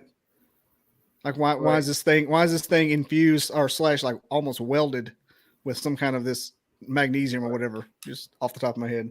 Yeah, you're basically saying perhaps there's residue that's left behind. It's a residue. Like, here's another thing. When I brought that orange out there, they peeled it. So High Check told me, "Hey, get that orange and put what kind of flashlight was a blood checker flashlight on it?" Yeah, it was a red flashlight. So I did, and you can see it. The white stuff's all over the orange peelings, all over it. So I have them. I just wonder if it's in some kind of dust that they get from maybe the crossing over. Maybe, yeah, that's a good. Kind of like when we come through the atmosphere, we get burned. Yeah, like they come over and like chemical reactions between their dimension and ours cause some kind of like a byproduct, like a biodiesel kind of thing. Yeah, that's a real good theory. That makes perfect sense. Yeah, you're basically saying that like these fingerprints, handprints, they could be a source of evidence, but particularly you're saying it's possible that something's being left behind. There's some kind of atoms basically that is causing the reaction and it's being left there. Mm-hmm. Like it's invisible to them, but to us we see it. Or wherever they're from, it reacts different to the atmosphere. Right. Oh, absolutely. Now on the power transformer a few years ago, I did put double-sided tape on it all around the whole square power transformer, and I got hair on that. I have the hair. It's never been checked. So I have that hair. I've already done that kind of deal. I think it'd be pretty sweet if you could ask them for it and they just did it. Like, Yeah, put that some on is the what I'm table. going to do. I am going to do that. Yeah, It's one of the things they don't mind giving, obviously. So a good Here's sample. another wouldn't hurt thing their that's feelings. weird. Maybe I told you this the other day, but I can't remember. I found 3 spots where 3. Well, I grew up calling them partridge, but people call them grouse. Feathers, feathers, feathers. But a whole bunch of oak tree limbs were pulled right off.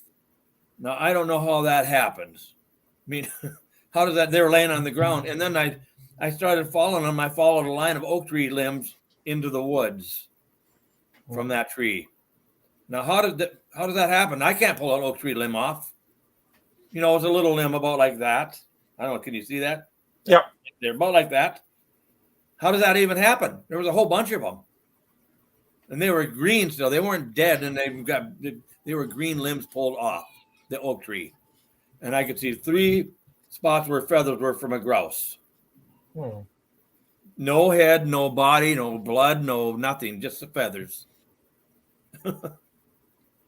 And I had 3 agate rocks on the little bridge across the little creek there, and they're gone. They've been there for a couple months, not being touched. All of a sudden, they're gone. Nobody crosses that bridge. It's way back in the woods. You can't even hardly ride a 4-wheeler across it because it's so narrow. You know, it makes me think about how, okay, Randy, you have like 8 years interacting with these Bigfoot. Is that correct? 8 years now doing this. Yep. Yeah. So it makes me wonder about the Native Americans, for example, in North America. Mm-hmm. Perhaps they had a much closer relationship, very close relationship. But here's the difference with them. What if they got to that place with Bigfoot through generations, through 50, 60 years of different generations interacting with Bigfoot? That's why they got so close. Yeah. You're dealing with like 8 years right now. Right, exactly right. And they're probably not trusting me yet. Now, here's another thing.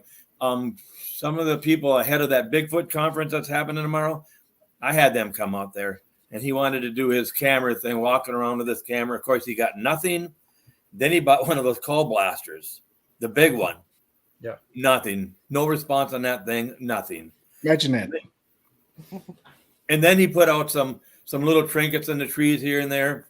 Never was touched. Nothing. Now, another friend of mine, Ron Shaw, that's got a lot of evidence on his place, 1-2 miles as the crow flies, he brought a string with a bunch of golf balls in it, put it up in my woods back there. Nothing. Zero. The native guys that come there, they brought some tobacco and stuff. Never was touched. I brought some tobacco out there. They touched it. Interesting. Yeah. So when I don't let nobody bring stuff anymore because they don't do anything with it. It's only when I do it. Yeah. So that trust thing is starting to work, but you're right about that. Yep. Yeah. One time I brought a statue out there, about like this, had eyes and stuff, and I put it on the power transformer. All my activity on the power transformer stopped. I left it there for a week. Nothing. And I thought, what's the common denominator? And I thought, well, this is what it is. I took that out of there. They started playing with the little marbles and rocks I got there. The next day they did. So my eye theory, I think, is right on. Interesting.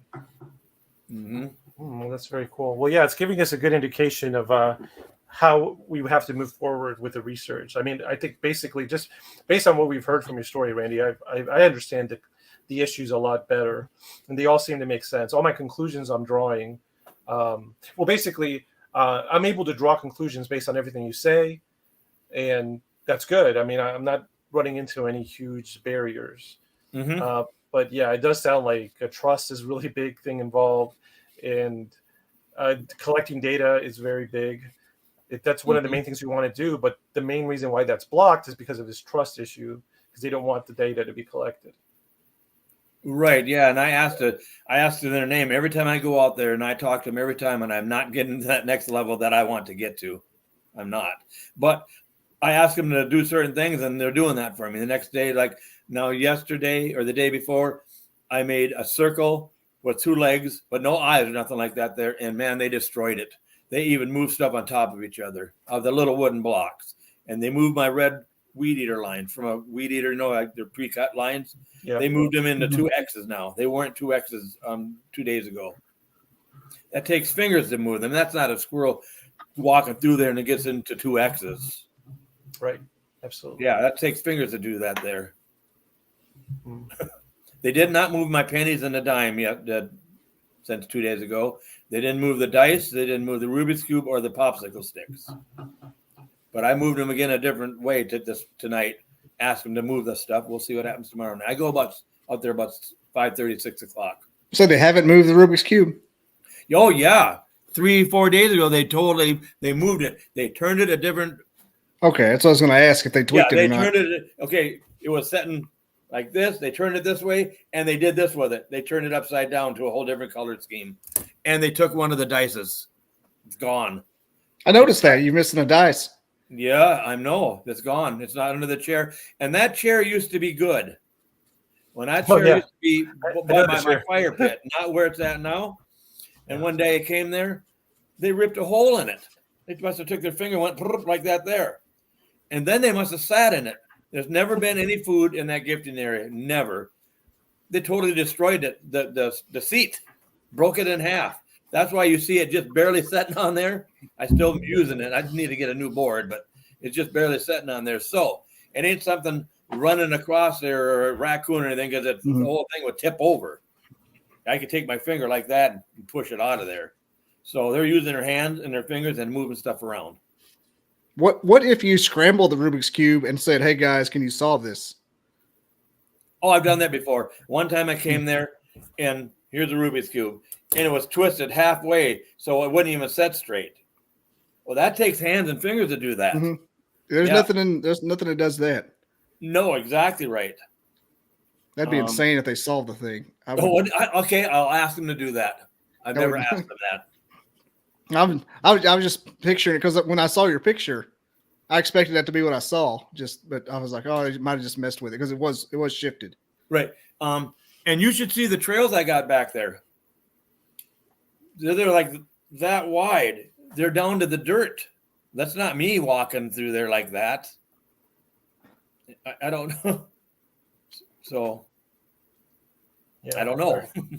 No, it's very extreme. I don't know what to say. Yeah, it's crazy. And all the structures and the X's and the T's. Now there's T's back there. There's it's just weird. There's broken off trees that are broken off, and the tree is really long, but the middle of it's broke off in half, and it's stuck through 2 other trees, and it's not touching the ground. Well, it didn't fall there. There's no way that it could be there. It had to be picked up and shoved through there. 2 trees like this, the crack, it's stuck through like this. Mm-hmm. But the end of it is 20 feet way up ahead. So that end that's through the tree should be way over there. So they're doing stuff like that. And you never seen this. There's a miniature teepee back there too. How would I get you guys pictures? I mean, I guess send them to you. Some of the good stuff. Do you want me to email them to you? Sure. Yeah, definitely. I will never turn that down. There's a miniature teepee. You should see it. And it's been there for 4 years, and it's still there. It was right by a tree bend. Now the tree bend is gone, but the miniature teepee's there. And it was right by where there was a deer kill. It was just hair, and the deer tail was up in the crotch of a tree with a stick on top of it that wasn't from that tree. But the teepee's still there. It's a miniature one. What do you think they're doing with those teepees? Because back when I was like, I've always been enthusiastic about the Bigfoot research, but I was always wondering what the purpose of the teepees were, because they're obviously not a shelter. They're not a shelter, no, and they can't even set underneath them. Not even the little baby ones or whatever they are. I don't know what they are. I was thinking maybe the X's are not a border, like stay out of here. I think because I see lots of them by deer trails.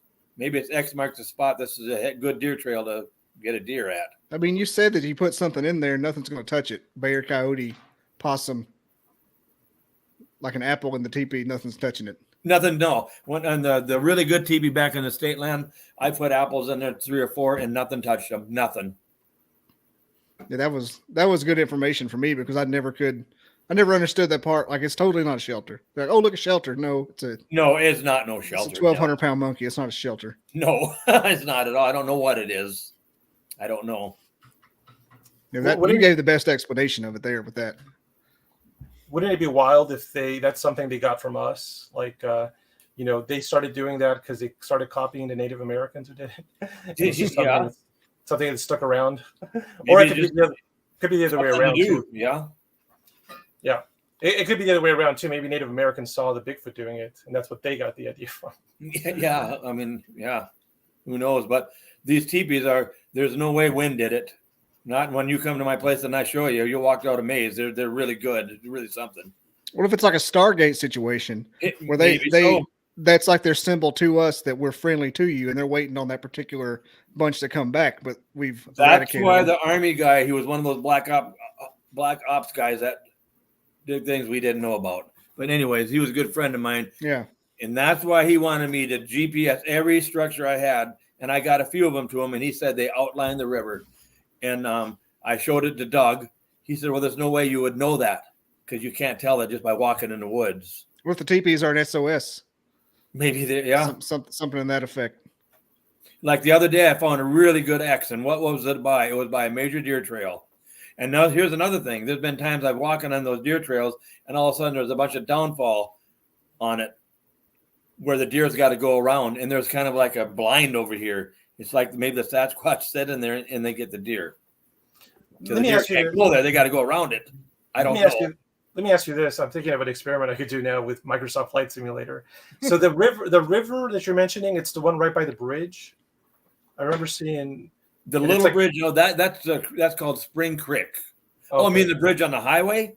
Yeah. What are you talking about? Yeah, the main bridge on the highway. Yeah, that's the South Cormant. Yes, that's the river. Okay. And there's the creek where my little bridge crosses, and they come together in a Y. Okay. So Spring Creek, South Cormant come together in a Y. And how close? You said the TPs mark the river. So how close are they to the river? Are they right off the bank of it? No, I didn't say that. Okay, I misheard you. Yeah, no, I never said TPs mark the river. I don't know what the TPs do. I said maybe X's mark where there's a good spot to get a deer. X marks the spot. You were saying that GPS coordinates follow the river in some capacity. Yeah, well, I did the X's and the TPs, and they follow the river. Okay.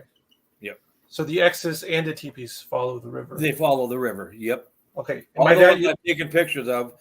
I did the GPS coordinates of it. I sent it to him, and he did his army thing on it. He said, "Randy, these all follow the outline of the river, the curves of the river." So how far away are they from the river? I mean, do you know, or can you guess? Maybe he didn't tell you. I can guess half a mile. Some of them are closer. Some of them are farther away. Okay, but they're following the line of the river. They're following the line of the river, even if they're not close to the river. If there's one half mile away, the next one, if there's a curve in the river, it follows the river. It curves. Interesting. Now, are the teepees ever out in the open, or are they always like in the middle, of the forest? So there's forest trees all above. They're always in the woods. They're never in the open. Interesting. And our woods are thick up here in northern Minnesota. Yeah, because I wanted to fly my my little helicopter drone in that game along the river and see if I could see anything interesting. But I guess I wouldn't be able to see teepees because they would be obscured. No, you wouldn't see any teepees or X's or anything. You wouldn't see any of that stuff. That's smart. I might still go along the river just to see if I see anything interesting, any patterns, because they obviously travel along that river. So yeah, they do. Maybe they've done some mega structures that you can't see from the ground. Maybe there's some structures that are bigger you could see from the sky. Maybe you could, yeah. And I got a drone too. It's a pretty good one. I've only flown it once. I've had it for 2 years. It's really hard to use your phone and see where you're at. But I need to fly it way more. Yeah, that'd be fun. I need to go back to the state line and start there. It'd be kind of neat to do that. Interesting. Yeah, maybe. Well, I know there's no Sasquatch on the Google Street View in front of your house because I spent about an hour about 2 weeks ago. I'm like, okay, where you at? You're just messing around at work. Okay. Yeah. I don't know if he'll probably get mad at me, but you need to look up Ron Shaw's place. He's got lots of evidence of stuff there. This is what you need to do. You need to follow the Black Duck River coming out of Lower Red Lake. Okay. There's thousands and thousands of acres, and there's lots of evidence back in there. Okay. Can you mention again? So is this in Minnesota? Yeah, it's right by my place. Right by your place. And you said it's Lower Red Lake. That's on the reservation. Okay. The Red Lake Reservation. Red Lake Reservation. Lower Red Lake. You follow the Black Duck River. Black Duck River. Okay. That's a starting point. There's lots of woods. Maybe you'll see something. Would you say there's a lot of lakes in Minnesota? Yes. Is it known for More than lakes? 10,000. Really? Hadn't heard. Lots. Keeping that close to your chest. You aren't telling anybody about those. That's I would good. like to go back to the Black Duck River sometime. Maybe if you guys came up here, there's 6,000 or 7,000 acres of uninhibited land nobody lives on, and nobody's explored it in wow. that fashion. You know, for the Bigfoot thing, nobody's explored it. Yeah, absolutely. That'd be so cool to see like 10 seconds of a Sasquatch. No, if you guys came up here, not that you would do it, would you be able to go back to the state land and stay there by yourselves in a deer stand, whatever, you know, just sit there all night long by yourself? I'd give it a thought. Wouldn't be the first time for me.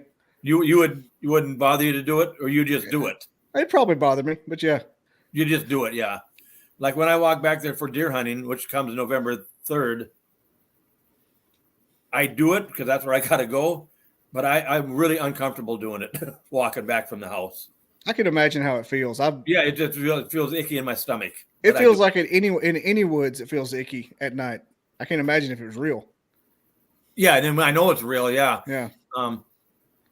Mexico Unexplained. Mexico Unexplained, a really great channel. Please follow Mexico Unexplained. Also an author. His name is Robert Bitto. He says, let's go on an expedition. I'm game. So Mexico Unexplained, Robert Bitto, he goes to Mexico all the time. All these little villages and pueblos, and he collects legends about mermaids and witches and UFOs and Bigfoot. There's Bigfoot creatures in Mexico. He said there's two types. And one type is very aggressive, and you shouldn't go near it, kind of like the Alaskan one. And there's another type which is more friendly and gives gifts and is more of a trickster. And it's a smaller one in variety. One of them is called the Chineque. I think that's the friendly one. Talking about Bigfoot. He also says, hi, host and the good people in the comment section. Cool. Thank you for being here. Mexico Unexplained. Well, the psychic that I had here, she said the brownish one does not get along with the black-haired one. Okay. She said that. And she said, and I remember the word, she said, she walked right back to my gifting area. She said, don't tell me where it's at. Don't tell me nothing. She walked right to it. She said, Randy, there's a lot of elemental spirits back in here. A lot, she said. And she said, don't bring the kids back here in the evening. That kind of makes sense. She said, it's not good. It won't be good, she said. It's not a good thing to do, she said. It makes sense if they were like a worldwide species. It makes sense that there'd be different varieties that wouldn't get along, like the black-haired and the red-haired. Yeah. Have conflicts just like we do, like humans do. Mm-hmm. And Ron Shaw's mother has seen him. Grandmother has seen him. Ron Shaw's grandma and grandpa were federal trappers, so they were in the woods all the time, and they've seen him along the Black Duck River. Ron Shaw talks about Dogman. He's seen him. I've never seen that. I don't even know about that. But we need to get Ron Shaw on both of these shows. Oh, I don't know if he would. But oh yeah, and he was real friends with this. Is it Jack Johnson? You know him? He died. He's a really big Sasquatcher, Bigfooter, scientist guy. I think I might be saying it wrong. I think it was Jack Johnson, though. Oh, yeah, he's got lots of experiences, lots. He can tell he's quite the character, too. Yeah, I'm not trying to toot my own horn, but I've had more than one person sort of like you're describing just doesn't want to do public things, and they say that I kind of coax them out of their shell a lot. So maybe I'm the perfect one for him. Yeah, Jeremy Sanborn was one of those. Yeah, I'll call and talk to him. He said one time he was back in the Black Duck River area, and he seen this thing with his big ears and stuff, and it stepped out, and he said it was a dog man, and he didn't have no gun or nothing. Not that he would shoot one. So what he did? He had a can of bug spray, and a lighter. So he did that there flame thing with it, and it still come closer to him. He did it again, then it ran off. It scared the heck out of him, he said. Okay. Wow. I know. I mean, I don't know about that. That is an impressive display. I know exactly what he's talking about as a young, rowdy teenager. And I know that area. I could take you guys to that area. I just never done it by myself and I got a side-by-side and a four-wheeler, just never went back in there by myself and done it. Right.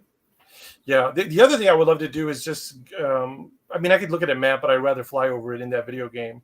I mean, because when I was in that video game, and I was like about 3,000 feet up in the air. No, I was maybe like 10,000 feet in the air. My whole horizon was woods, basically. So I was up in the sky in the video game, which uses satellite images of the actual area. And at every horizon, it was just woods as far as the eye can see. Yeah, it is. So that's perfect environment for these creatures to live. It's so many woods. And then I know I told you this story. And what about when John Badger seen the Sasquatch, and then on the next day he sends me the GPS coordinates and another guy, and I'm back there with my phone getting to that spot. And an airplane flies around me, circles me. And I could see the guy in the plane. That's how low he was. And I waved at him, but he didn't acknowledge me. But I know he'd seen me. He flew around me 8 times in the same pattern, in that same GPS coordinates. And then he went back to Bemidji Airport. And the flight pattern was rented plane to go to my spot and then back again. Now, what was going on there? How would he would even know this? Who was it? Are they tracking my phone? Or are they tracking Mr. Highcheck's phone? Oh, that's another wrinkle entirely. Yeah, I mean, what happened there? It ain't John Badger. Rented plane. And nobody knows me. I haven't even done a radio thing with you guys till now. So isn't that weird? You didn't notice any kind of attachments on the plane, maybe instruments? It was a rented plane from Bemidji Aviation. Somebody came there and rented that plane, did the flight. And I have another friend, Minneapolis. He was able to get the flight pattern. It was just to them GPS coordinates and back to Bemidji again. From Bemidji Airport to my spot and back again. He flew around there 8 times. I waved at him, and I knew what was going on because he was that low. That's the scariest thing you've ever said. Huh? That's the scariest thing you've said so far. Oh, I know. Isn't that crazy? Yeah, I know. Now I'm all chilled, but it's like government and black ops kind of shit. Yeah. Well, a few years ago, before I ever did any of this Bigfoot stuff, there was 3 black op helicopters flying back and forth on our land, back and forth, low. I wasn't doing no Sasquatch stuff then. I don't know what they were doing. So that's happened before. Interesting. Yeah, isn't it? Yeah, you have this phenomenon, which I've heard of before, which is if you have one type of paranormal encounter or experience consistently in an area, you're going to have other things that happen that are unexplained. It just goes with the territory. They seem to clump up. Yeah, they seem to clump up. And it could be the portals. It could be the portals that's linking everything, like Bobby said. Yeah. Like I was talking about that Randonautica, random points and anomalies generated through. Yes. They could be associated with that kind of energy. Shot in the dark there. Right. So you're talking about the Randonautica was that the website that it gave you? It randomly generated GPS points. Yeah, hang on a second. But when I tell you, it walked me through the woods. It walked me across the cornfield. So it just shows you where you're at and gives you a point and hit generate, and it'll give you a point within a range if there's something there. It's not guaranteed to give you something. It's an app. Yeah. Okay. But it walked me 1.5 miles down the road up toward the main road, and it walked me back through the hunting club down a cornfield into a thicket in the middle of this cornfield up to a turtle. I don't know that it may be insignificant, but the fact that it walked me to a damn turtle is in a clearing. Like, am I the Kung Fu Panda? Is that it freaked me out. Nobody else was freaking out. It's just a turtle. Yeah, it's just a turtle. It walked us 1.5 miles to this damn turtle, just sitting there. Box turtle, all closed up. I think I heard something similar that happened, but these people found a dead body at their GPS coordinates. That's what I was telling you about. These 2 girls found a dead body under a bridge. Yeah, with the same app. And then when I go out every day and do my researching thing, no, I'm not talking about the gifting areas. I just walk the woods. I don't go on no trails or nothing. I don't go on no certain road or anything. I just walk the woods. Oh, let me ask you. Because I want to go and turn around and walk a different spot back home. And if I feel like getting lost, I get my compass out because I know my directions and I gotta go this way. Let me ask you a question. Me and Bobby were talking about visiting you, but I have a question you could do a follow-up on us. So are there ticks in your woods, and is there any Lyme disease that's reported in the woods around you? Yeah, there's wood ticks in the woods. Yep. They're not here now because it's too cold. It was 37 degrees today. But yeah, and our state bird is mosquito. Our state bird is a blown away trampoline.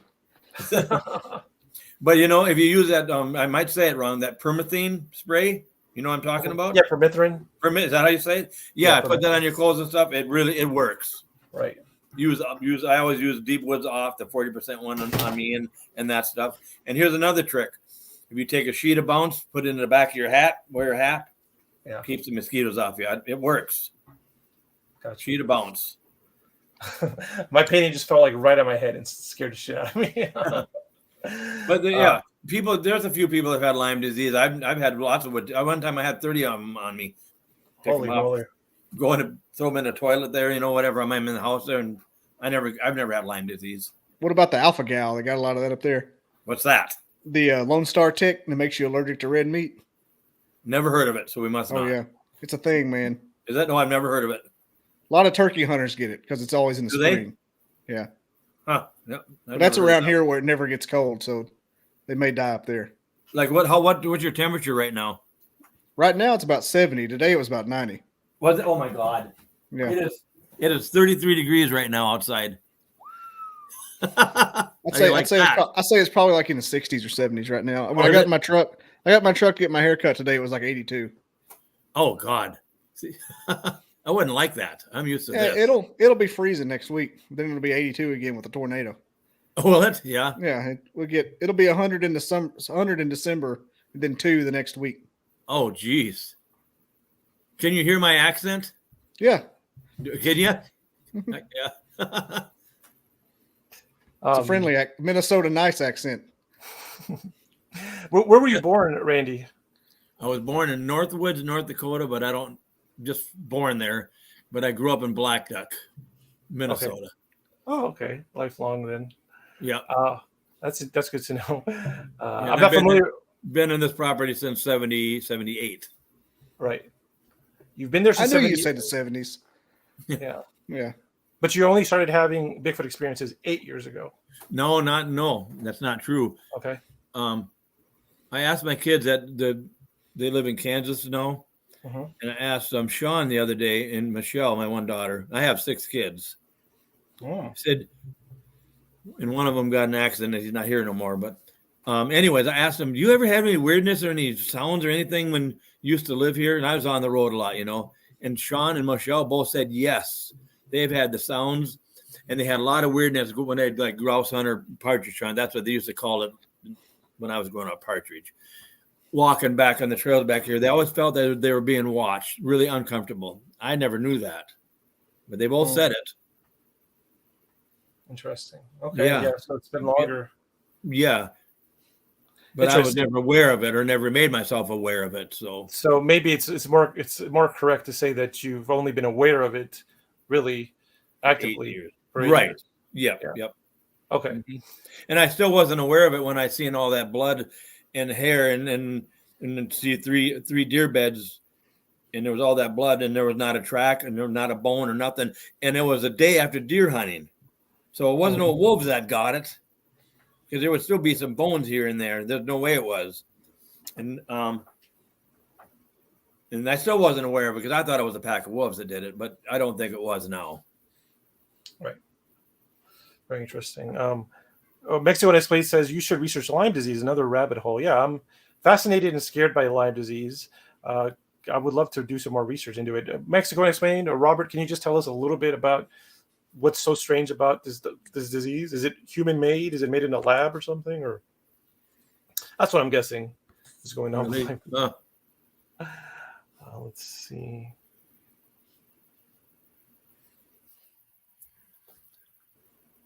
John P says, I heard of Lyme disease. It's like a syndrome. Yeah, so certain ticks will bite you and they'll give you Lyme disease. And I'm not sure if it's a virus, so I don't want to say what kind of disease it is, but it makes you really lethargic. That's one of the side effects. The main thing is that it takes away your energy and there's no cure for it. So once you get it, your life would be worse off than before you had it. Yeah, it's Lyme disease, Rocky Mountain spotted fever, and alpha gal are the 3 tick diseases. And it's the little ones that give you Lyme disease, and not the normal size ones, the little ones. Ooh, Okay, that's good to know. So I've had them on me before, and I got a little red spot, and it started making a circle. So I went to the doctor and got the pills, and it was fine. I've had so many ticks on me. I don't even want to talk about it. Yeah, It's got to be in the hundreds. yeah. Yeah, Interesting. I've had so many. I hear people move down here for like that. They PCS here in the Army because we're on the military base, and they're so worried about ticks. I'm like, oh, I guess that is a thing if you're from French Polynesia or something. I don't know. I've never given ticks a second thought. They just happen. Our leaves are almost off all the trees now, and so this will be a good experiment too. I'll go out. I'm going to go out there. Well, not tomorrow, but on Sunday, and ask for a certain thing. And the leaves are almost off. I can see quite a ways in the woods, and if I get it, that tells me they're listening to me, but I'm not seeing them. They're not hiding behind a tree. They're too big. You know what I'm saying? Too big. And I won't say it loud. Next, you want to explain, gives us some more context about Lyme disease. He says, first he says it's a toxicity that is being blamed on ticks. But then, this is interesting, Robert says, I know people in big cities who have been diagnosed with that, but no evidence of bites. And he says you should look into it. And Scotty B says his sister has it as well. John P. Adventure says, could it be bed bugs? I have not heard of if it's caused by bed bugs, but bed bugs also bite you. Yeah. What's the difference between a bed bug and a chigger? They got to be the same thing. I don't know. Are chiggers like very, very tiny? Like you almost can't see them? What's that? Call them no-see-ums. Chiggers Okay. no-see-em. Well, there you go. Yeah. Well, bed bugs, you could see them. That's one thing. So their size is bigger. You can actually see them. But yeah, they may be very closely related. They may be in the same family or order of insects. So bed bugs. Yeah, I've seen it because I had my parents rent a property, and one of their tenants had like so many diseases, there is a lot of unscientific mumbo jumbo behind it. Oh, interesting. But yeah, one of my parents' tenants brought some bed bugs from somewhere, like some furniture. And so, yeah, I had to get rid of them. But yeah, they get everywhere. They get in the cracks of furniture and they'll bite you. It's very unpleasant. But I guess not the end of the world if you know how to treat it, I guess. Well, cool. Bobby, do you have any questions for Randy or any comments? I don't think so. I think the only thing I kept wondering is, can you like on demand generate a sighting, especially if you're having visitors? No. I was wondering. I wonder if we could. And when I've seen them, my class, I'm calling them AA class sightings. It's when I wasn't thinking about seeing them. I wasn't doing any of that researching. I was doing something else. That's what I've seen them. What are the typical types of experiences that you guys have when they come up there? I know you asking to scare the hell out of them. What are the experiences? They wake up and their tents are being hit and walking around them. That's the experiences they've been getting. I mean, it's not something you would think might be a possum or something that happens. No, we don't even have possums here in this state. Well, you should get some. They're pretty nice. They eat all the ticks. Yeah. Oh, and then here's another one I didn't tell you. This year, how did it go? I'm calling the book writer. He had his tent and he had a can of Spam in his cooler.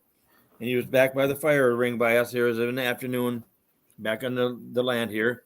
And after about an hour, his cooler's latched. So you got to turn it with fingers.